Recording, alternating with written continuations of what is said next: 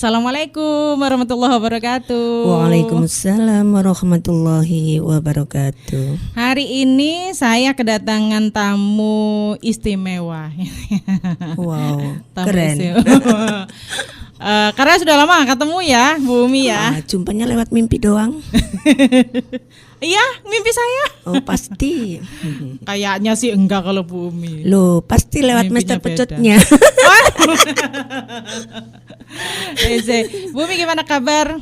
Alhamdulillah sehat, Ya, sehat, selalu nggih. menyertainya. Nggih. Nggih, amin. Mudah-mudahan selalu sehat karena Bu Umi ini bisa dibilang mungkin masuk di jajaran garda terdepan. Masuk di jajaran garda terdepan. Kalau sekarang ini musim pandemi kan garda terdepannya itu dokter ya Bu Umi. Nah Bu Umi ini masuk jajaran ini kayaknya. Yang Iya enggak Bu Umi? enggak termasuk juga sih, cuma aja kalau memang dikategorikan dalam misi kesehatan dan sangat membantu di dalamnya. Sangat membantu.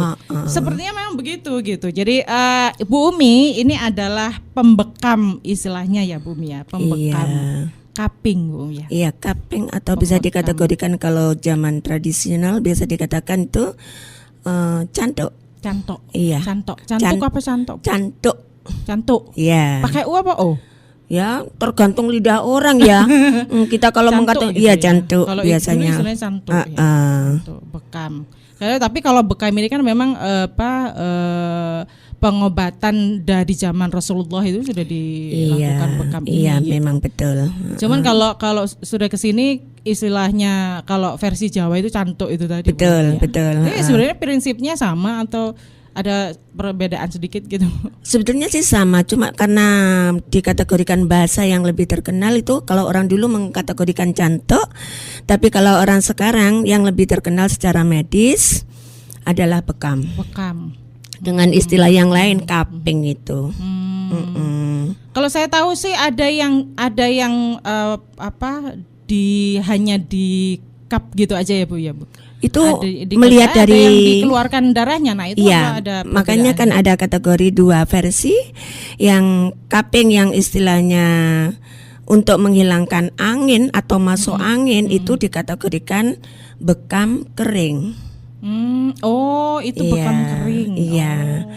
Fungsinya hanya untuk mengeluarkan udara yang ada di dalam tubuh.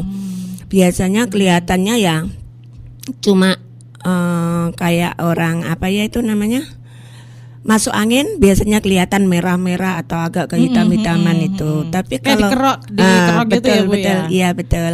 Itu sebenarnya sama ya Bu, dikerok sama bekam itu enggak? Ya enggak juga sih, Enggak kalau ya? dikerok itu otomatis nanti penggunaan alat juga berbeda. Di samping itu juga pengalokasian wilayah kan juga beda. Oh iya. Tapi kalau- sama-sama di punggung kan Bu? Ya tidak harus di punggung Enggak ya? juga. Enggak ya? Lihat keluhannya juga. Iya, Jadi kalau terapi yang melalui terapi bekam itu sendiri ada titik-titiknya dan juga ada dilaksanakan sesuai dengan keluhan pasien. Oh gitu. Tapi titik inti memang ada. Titik inti itu sendiri ada di bagian belakang. Jadi yang Mbak Erin katakan belakang itu punggung. punggung itu tadi ya. Gitu ya. Itu titik inti ya Bu? Iya, dikategorikan Inti begitu. apa Bu? Ya maksudnya yang mewakili dari semua organ tubuh bisa diambil dari belakang itu sudah cukup gitu. Tapi untuk bagian-bagian tertentu sebagai pengembangan tuh ada. Oh gitu. Selain di daerah punggung biasanya kalau yang saya tahu di kaki ya. Di kaki ada, di dada juga ada, di di dada tangan ada ya? juga ada. Iya, tergantung Belum aja pernah nanti ya. Kalau tangan saya belum pernah kayak Bu. Ya apa perlu dicoba? Kaki yang pernah, kalau tangan. Iya. Kalau sampai muka-muka gitu nggak ya? Biasanya untuk perawatan wajah memang ada. Oh ada. Iya ada. Oh. Yang sukanya apa ini? Berjerawat atau berminyak. Iya. Itu ada. Terus kalau berjerawat nanti pas dijerawat itu terus di Lah itu ambil Masya Allah, nanti sulitnya kalau orangnya mintanya sesuai dengan ada yang di jaringan sakit. Takutnya kalau ada keluhan sakit mata, masa ya matanya yang dibekam kan nggak mungkin. Iya. Kan loh. nggak mungkin. Oh iya. ya. Oh. Ada iya. titik-titiknya memang. Nah Bu Umi bekam ini kan udah pasti harus ahlinya ya. Bu Umi itu dulu pertama awal Pertama kali. pertama awal the first bekam itu dari kapan Bu Umi? Kalau saya dikategorikan ya udah lama. Cuma aja kan kalau dulu sistem pembelajaran tuh kan kayaknya sulit ya. Tapi otomatis melalui turun temurun. Jadi dari orang tua sudah ada bakat ke situ. Oh gitu. Kebetulan dapat suami. Diajari sama orang tua berarti? Iya. Jadi ilmu laduni ilate kudumuni. Jadi di samping ada keturunan dari orang tua, kebetulan dapat suami juga hampir sama seprofesi gitu. Istilah tumbole tutup gitu ya Bu. Ya jangan gitulah. Ya semakin bisa lebih dalam gitu. Iya. Dulu awal belajarnya niatnya apa sih Bu? Kalau niat sih sebetulnya nggak ada karena saya aslinya tiba-tiba pengen jadi pembekam gitu. Iya, saya sendiri kan aslinya seorang guru ya. Nah, ini seorang guru kemudian sehingga yang digeluti sekarang terakhir ini adalah berbekam, istilahnya bekam karena berbenturan waktu dengan terbatasnya kondisi fisik. Dan orang-orang para pasien yang diberikan jam untuk perawatan tidak bisa menerima. Jadi dikala saya mengajar orangnya datang ke kantor, otomatis gimana cara membagi saya kan tidak bisa. Otomatis kenapa waktu itu nggak milih jadi guru aja gitu Bu? Sebetulnya sih gitu Mbak Erin lah. Kok malah mendalami bekam ini? Lah karena suami saya sendiri rata-rata orang yang datang dirawat suami saya katanya kurang gimana gitu. Lah jadi suami saya cuma terkenal sebagai nama doang. Waktu itu ya. Pelaksanaannya saya. Oh, gitu. Jadi otomatis orang-orang untuk mengambil jam saya yang asli praktek kesulitan.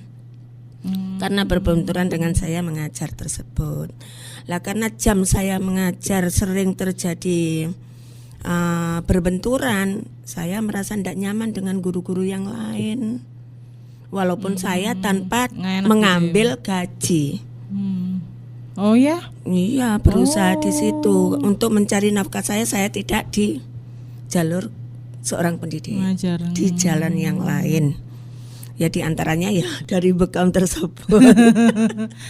Oh iya. Susah nggak sih Bu mempelajari itu bekam kemudian harus tahu titik-titik, harusnya begitu ya, harus tahu titik-titik karena ini juga istilahnya berhadapan dengan orang secara langsung gitu kan. Iya. Yang dinamakan skill itu perlu latih. Perlu terbiasa. Walaupun orang yang sudah terjun di dunia bekam lama, istilahnya secara teoritis ya. Secara teoritis sudah lama, tapi karena mentalitasnya mentalitas tempe, mungkin bisa dikategorikan begitu. Jadi dia tidak akan bisa melaksanakan prakteknya. Kayak saya sih kayaknya nyalinya nggak sampai ke situ juga Bu. Makanya berhubungan dengan mentalitas tersebut. Iya, harus mentalnya kuat gitu ya. Kadang-kadang orang teori secara teori sudah ia peroleh. Pengalaman teori sudah, tapi disuruh praktek nggak mampu. Susahnya di mana? Susahnya pertama nyari kali titik-titiknya itu bukan masalah titik-titiknya Mbak. Apa? Jadi gini, kalau orang pertama mental kan yang perlu dipersiapkan. Pertama menghadapi pasien otomatis kita harus bisa memberikan support atau advice secara tertentu untuk meyakinkan pasien tersebut. Kedua kalinya mental yang harus dipersiapkan.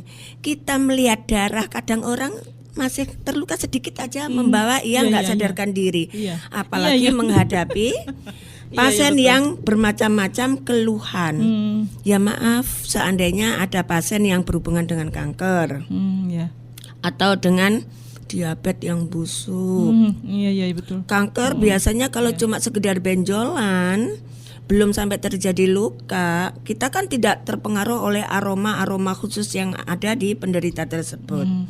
Andaikan sudah luka, terus si pasien sendiri belum bisa merawat secara baik, otomatis terjadi infeksi dan lain sebagainya, pembusukan dan lain sebagainya. Itu aromanya kan sangat menyengat. Jadi ya mental tersebut harus ada di dalam naluri si pembekam tersebut. Kalau titik-titiknya secara skill bisa dipelajari. Iya. Jadi lebih ke situ ya, Bu. Iya. Harus istilah kalau orang Jawa bilang tatak gitu ya. Lah secara teori sudah mumpuni, tapi disuruh praktek semaput duluan lo terjadi. Betul. Betul. Bu punya murid. Lah diantaranya Kuliubin kan. Mas Kuliubin itu juga pernah. Pernah ada muridnya Bu yang semaput Loh, duluan. ada ya, karena itu tadi, karena dia sudah saya jadikan asisten agak lama. Iya. Maksud Menghadapi kasus yang berat, Bu. ya, maksud saya karena saya tidak memungkinkan untuk hari ini praktek, dia mau gantiin. Ternyata setelah dia menemui, loh pasiennya kok kayak gini, Bu. Loh katanya sampean sanggup, saya bilang gitu. Ternyata maaf, diabetes yang busuk banget dan udah kelihatan tulangnya itu loh. Nah terus jarinya ini udah mau putus, jadi kiwer-kiwer gitu ya bahasanya. Aduh Bu lah kok kayak gini. Ini belum sampai membekam aja udah gimana seliut-seliut gitu loh katanya. Mental bisa jadi down ini di situ. Makanya itu dia baru melihat pasien aja sudah down, apalagi buka bagian-bagian tertentu seandainya itu ya itu perlu dipersiapkan itu mentalnya. Kalau diabetes aromanya memang ini ya Bu. Loh lebih parah lagi kalau orang kanker Mbak Erin. Oh iya. Kanker yang busuk banget itu 3 hari aroma di sini tuh belum bisa lepas kayak walaupun sudah pakai masker, handscoon, alat peralatan yang lain-lainnya sudah menunjang itu pun juga kayak enggak bisa hilang. Jadi dikala kita mau memakan nasi tuh kayak aroma ini sedap sekali gitu. Memang betul. Iya. Jadi mental dari pembekam itu harus memang betul-betul mental baja sebetulnya. Iya. Enggak hanya apa yang terlihat tapi juga itu bawa juga. Gitu. Betul. Lah kalau orang yang dari rumah sakit biasanya perawatan medis luka, itu kan kalau di rumah sakit biasanya kan ada di itu pemotongan itu kan untuk menghilangkan daging-daging yang busuk Mbak Erin. Tapi kalau di saya ajari orang tersebut siapa yang merawat di rumah dan siapa yang siap untuk setiap harinya untuk menggantikan ini itu harus diberi mental itu untuk diajari setiap hari. Jangan merasa jijik, jangan merasa istilahnya kok gini kok gitu. Berniat ibadah untuk merawat si pasien tersebut sehingga nggak ada itu tadi jijik kok gini kok gitu. Otomatis maaf kalau perawatan itu luka nggak bersih otomatis nanti ada sarang hewan di situ. Ya itu loh kayak apa? Kalau nggak dibersihin secara berkala nanti busuk ya Bu? Busuk di samping itu ada hewannya. Apa aset istilahnya ya? Itu ya nanti timbul itu di situ ya. Iya karena dia kan memakan. Bu, kalau diabetes bekamnya di daerah mana? Ya, apa yang kalau yang sakit kaki kemudian di kaki? samping titik inti kita lihat kondisi pasien. Kalau memang itu ada jaringan-jaringan mati yang di sekitar luka, itu harus diambil biar tidak terjadi jaringan mati untuk melangkah ke bagian yang berikutnya. Diambil di bekam itu juga? Iya, tapi yang tidak di bagian luka. Yang bukan di bagian luka. Biasanya orang yang diabetes itu kan ada jaringan mati di situ membentuk memerah dulu. Terus itu membentuk hitam, terus mengeras. Lah biar tidak terjadi jaringan mati di sekitarnya lebih melebar, harus dirangsang dengan mengambil toksin-toksin yang ada di sekitarnya tersebut. Oh gitu ya. Iya. Sambil dibersihkan secara berkala di rumah ya. Betul Mbak. Jadi otomatis treatment ya Bu ya. Treatment secara berkala. Harus dilaksanakan setiap hari itu minimal 2 kali. Oh iya. Kalau tidak gitu terjadi pembusukan makin lebar. Makanya saran medis mestinya harus diamputasi. Iya akhirnya. Nah itu. Kalau kanker Bu? Kalau kanker juga begitu. Jadi kanker di samping kita memberikan saran atau advice yang berhubungan dengan mentalitas pasien, pertama pasien kan harus diberi mental bagaimana untuk semangat tinggi sembuh. Itu yang harus dibangun pertama kali. Mindsetnya. Iya, kalau dia mempunyai prinsip gini tidak akan bisa terjadi kesembuhan lah, berarti kan membunuh mindset dia sendiri lah, otomatis harus dibangun. Setelah itu nanti diberikan modal bahwa harus melalui obat ini itu yang ditentukan, yang untuk menunjang imun daripada penderita kanker tersebut. Iya. Biasanya Bumi juga ngasih ini ya Bu, ngasih apa semacam jamu herbal gitu ya? Iya, kalau Sambil dulu begitu untuk membantu. Tapi rata-rata sekarang orang yang merasa bahwa dia keberatan untuk mengkonsumsi jamu-jamu yang pahit, terus aromanya kurang mendukung, itu saya serahkan kepada keluarga pasien. Oh gitu. Ya. Jadi iya. kita melihat kondisi pasien dulu, keberadaannya gimana, terus sekiranya dia menerima obat dari saya tradisional itu atau tidak tergantung. Saya serahkan kepada keluarga pasien. Iya. Bu, nah ini di musim pandemi ya. Sekarang ini lagi istilahnya rawan gitu untuk tenaga medis, bahkan kita tahu ada banyak tenaga medis kita yang berguguran karena menangani COVID. Berguguran ki kok kayak piye ya? Apa Bu istilahnya? Nah, ini Bu Umi kan bisa jadi juga adalah salah satu yang ada di garda depan. Jangan gitu. bilang garda depan toh Mbak Erin. Bisa dikatakan tenaga medis lah ya, bukan tenaga medis apa ya? Alternatif. Jasa alternatif. Enggak khawatir Bu, ketika ada pasien yang datang gitu ya? Ya sebenarnya sih kekhawatiran itu ada, namun khawatirnya ada disertai dengan COVID gitu. Namun istilahnya kan ada di dalam kaidah itu, Allahu inda ba'didhan. Jangan, Allah itu akan menuruti kehendak persangkaan hambanya. Jadi saya berpersangkanya baik aja Mbak. Kalau memangnya cukup dengan prasangka baik aja Bu. Iya, di samping itu pasien COVID ini kan ada yang bergejala dan ada yang tidak bergejala. Nah, Bu nggak khawatir gitu Bu? Khawatirnya sih khawatir, tapi tidak separah orang-orang sampai takutnya kepada COVID melebihi takut kepada Allah. Allahnya disepelekan, lebih takut kepada COVID, yang enggak juga. Jadi saya punya prinsip gini, kalau memangnya toh seandainya orang yang datang tidak kita ketahui jelas bahwa dia dari mana, kok sampai terlanjur dia ternyata orang jauh dan dia juga tidak tahu statusnya gimana, tahu-tahu sudah masuk ternyata dia seorang pelayar, otomatis kita kan beresiko ya dengan berhadapan banyak orang yang kayak gitu. Sementara saya tangani secara wajar, tapi setelah dia pulang, Ibu nggak, kalau ahli medis pakai APD, Ibu nggak pakai APD Bu? Makanya orang itu datang kan langsung saya semprotin kan, saya semprotin dan lebih tidak menyinggung lagi. Setelah dia pulang, semua saya amankan, saya semprotin semua gitu Mbak Erin. Antisipasinya itu untuk mengantisipasi. Pas nangani Bu? Pas nangani dikala dia bercerita gitu ya langsung maaf. Jadi untuk mengantisipasi ya orangnya ya saya semprotin juga. Oh gitu. Kan nggak apa-apa daripada kita terlanjur ya. Aku kan bisa terjadi setengah jam atau lebih. Apalagi kalau menunggu pasien yang lainnya kan lebih lama dia di. Biasanya pakai ini nggak Bu? Kalau selain nangani pasien selain yang sekarang ini musim pandemi ya, kalau dulu itu nangani pakai ini nggak, sarung tangan nggak?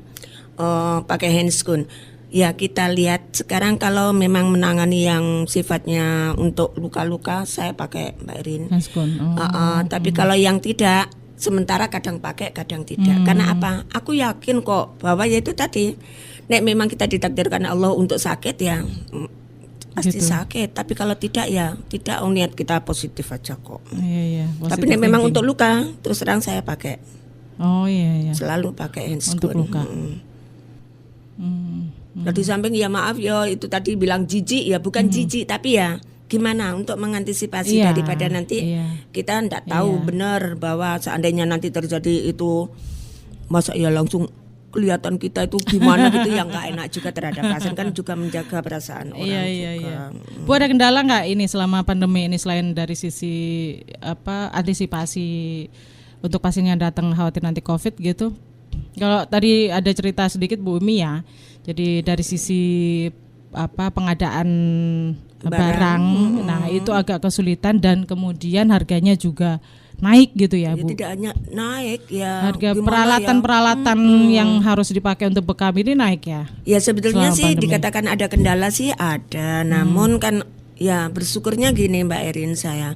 Karena banyak teman dan banyak orang yang mau peduli terhadap kesulitan orang.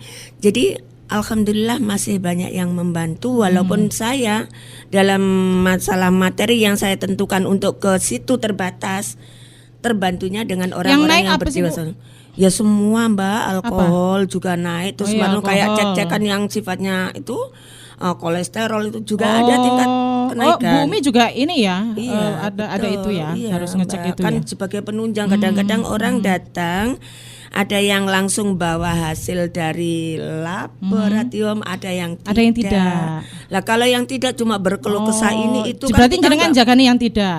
Ya iya juga. Nah, ini sementara kan kalau pembekam ini kan kalau dokter ada tarif ya. Kalau Ya. pembekam kan apa jenengan pasang tarif?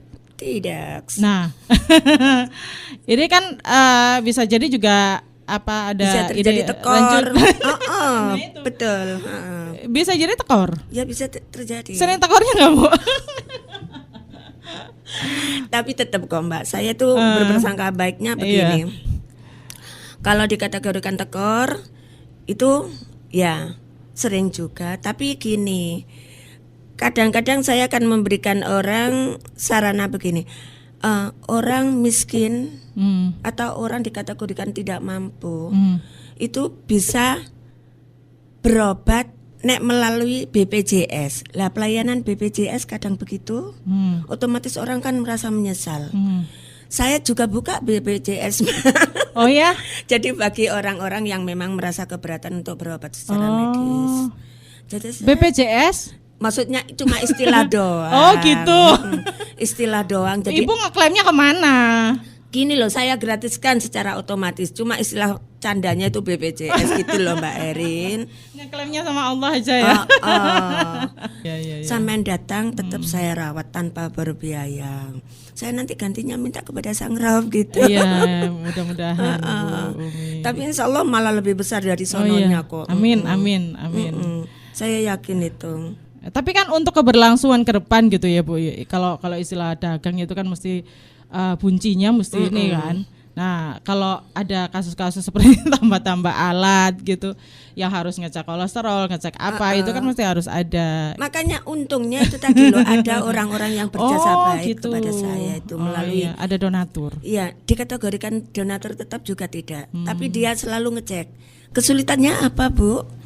Saya ya bilang jujur aja. Bahan ini saya belum bisa beli. Untuk tunjangan ini saya ndak dikirim juga. Alhamdulillahnya di situ. Makanya saya kalau seandainya ada orang berkeluh kesah kesulitan untuk berobat, saya siapin. Monggo asal sampean yang datang jangan saya suruh ke rumah jenengan. Sebab kalau saya yang datang ke rumah orang-orang tersebut, kendala yang di rumah ndak ada asisten.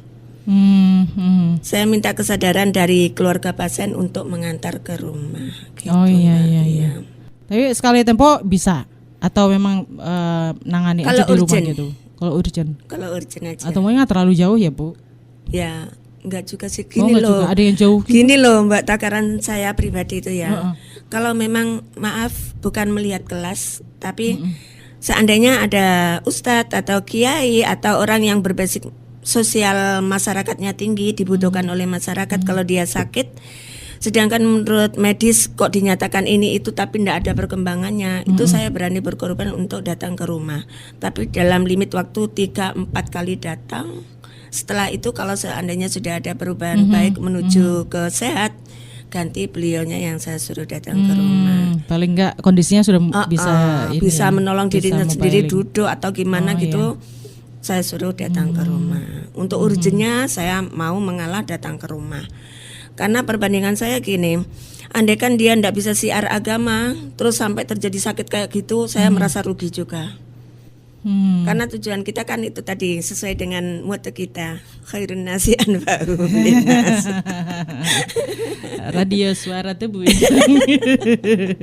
Itu Mbak Erin. Iya. Mudah-mudahan bisa jadi sangu kita gitu ya, sangu Insya bumi. Allah lah katanya gitu. Kalau istilahnya orang Iya, hidup iya. itu yang paling perlu dipertimbangkan untuk kehidupan balance adalah hidup setelah pasca kematian. Pertimbangan itu. Iya, iya, iya, iya. Nah ini Bumi di situasi seperti sekarang ini kan memang semua tidak hanya bahkan ada beberapa yang saya lihat itu yang tenaga kesehatan membatasi pasien Bumi. Ya betul. Termasuk tukang pijat saya itu juga membatasi pasien. Yang kemarin saya pijat itu katanya kalau pasien yang dari luar itu saya nggak mau katanya gitu. Atau Sama. yang datang nggak mau. Nah itu Bumi juga sama. Sama, saya sendiri seandainya kalau pasien-pasien tetap yang berhubungan dengan bulanan atau mingguan yang istilahnya sudah merupakan rutinitas yang dijadwalkan. Kalau memang masa pandemi ini saya sendiri juga merasa membatasi. Karena saya kan tidak tahu wilayah dia aman atau tidak, atau kondisi Iya, keluarga iya. dia aman dari COVID itu sendiri atau tidak, kan kita nggak tahu. Ya sementara Yang dibatasi dari luar kota. iya, rata-rata gitu Mbak Erin. Iya, iya. Kalau kita seandainya Kalau wilayah dari dalam kota, dalam kota asalkan kita zona merah loh, Bu. Lah makanya kalau dalam kota yang bukan zona merah insya Allah masih terima. Kalau itu melalui via telepon lah. Tapi kalau memang udah terlanjur dateng dan kebetulan antri susah lama nolak ya. kita nggak tahu ya. Iya. Kita tangani, tapi tetap ada pelaksanaan penghandelan itu yang tak melalui disemprot dulu atau gimana, ada Mbak Erin tindakan gitu. Tapi mau ya, Gimana? yang disemprot mau ya. Ya gimana lagi kalau enggak Mau, mau, nggak ya mau. lebih baik terusir, tereliminasi dia. Iya, iya. Bu ada nggak pernah nangani pasien yang aneh gitu? Ya, Kasus aneh-aneh. termasuk ada Mbak Erin. Ah. Jadi kadang maaf ya, makanya bekam itu sendiri kan dikategorikan penyembuhan yang melalui fisik atau non Yang fisik. fisik. Lah non fisik itu kan diantaranya yang Mbak Erin tanyakan diantaranya aneh. Kadang orang secara medis dinyatakan aman, Ya. tapi dia sakit. Lah gimana? Ya itu otomatis Itu non fisik ya, Bu? berhubungan dengan rohaniah kita ya. Terus apanya yang dipegang, Bu? Makanya itu yang dilihat dulu Mbak. Pernah yang seperti apa nangani? Jadi kalau dikategorikan orang aku lo sakit, tapi dicek dari gula darah atau segalanya itu normal aman. semua ya? Secara lab medis pun juga aman. Itu biasanya Mbak Erin, terus yang saya bekam itu kepalanya. Oh, Loh betul. iya. Jadi kan Oh, maaf. daerah mana, Bu? Ya di sini juga iya, di sini juga iya Mbak Erin. Jadi dikatakan aneh itu biasanya yaitu tadi karena medis sudah menyatakan aman, nggak ada kendala dari gula, kolesterol, asam urat, TG dan lain sebagainya aman hasil lab. Tapi orangnya merasakan kesakitan. Dengan begitu bisa terjadi kan dikategorikan santet atau sihir atau apa gitu. Tapi saya sendiri juga tidak bisa mengobati itu Mbak Erin, tapi saya tetap wasilahnya kepada sang punya hidup itu. Okay. Jadi ya gimana ya, namanya orang datang ke rumah adalah jelas ada penunjuknya bahwa Allah itu. Nah, karena dia datang ke rumah otomatis saya harus melakukan tindakan. Otomatis dengan saya ambil melalui di kepala, di bagian-bagian tertentu yang ada di jaringan kepala, kok orangnya juga bilang kok ada perkembangannya Oh, Bu gitu. gitu. Ya yang bisa merasakan kan si pasien sendiri. Itu Ibu asal ngambil di kepala atau ini indikasi stres diambil di kepala aja gitu, Bu? Loh, malah kalau stres sih seandainya sih malah nggak bisa keluar Mbak Erin. Oh, gitu ya?